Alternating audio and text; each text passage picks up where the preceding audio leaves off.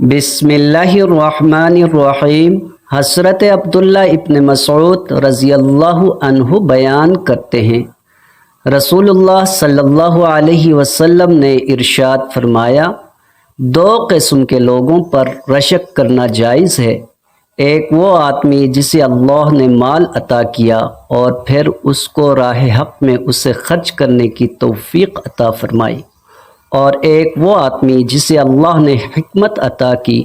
اور وہ اس کے مطابق فیصلہ کرتا ہے